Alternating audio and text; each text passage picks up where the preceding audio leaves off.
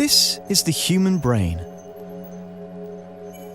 By monitoring its activity, we aim to find out if the visceral experience of flying in a fighter jet could ever be matched by a Porsche.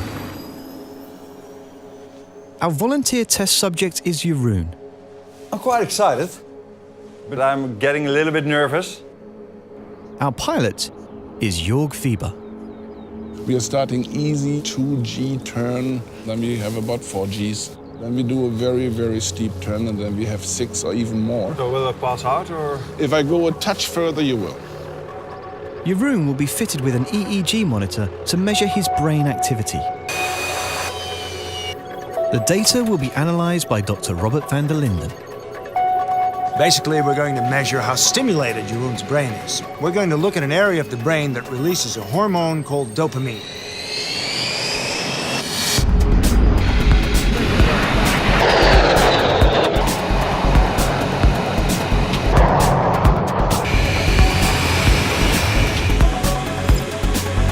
That was a little 2.5G pushing. Just tell me when we're taking a curve. They're doing a little roll. I'm now doing 4G turn for you. Now make a steep left turn. Requesting a high-speed low pass.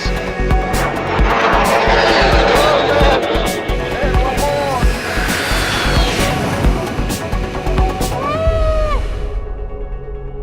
more. Now, for the first time, we see lots of activity in the visual and prefrontal cortex. We see the nucleus accumbens light up due to the release of a huge amount of dopamine. It was really, I can hardly describe. You should try it yourself. Now that we know the effects of the fighter jet on the brain, it's time to find out. Can driving a Porsche compare?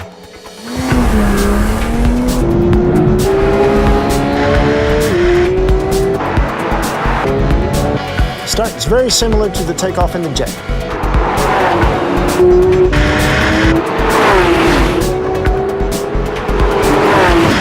What do you think about the G4?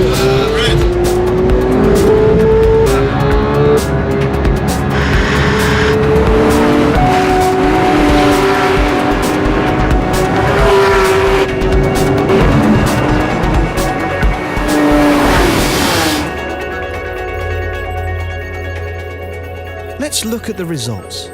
This is Jeroen's brain activity in the Porsche, and here is his brain activity collected in the fighter jet. As we can see, the dopamine levels are higher in the jet. However, overall there are clear similarities. For example, in both images, we can see the excitement centers lighting up. Based on the results, taking a hard left in a Porsche is actually comparable to taking a hard left in a fighter jet.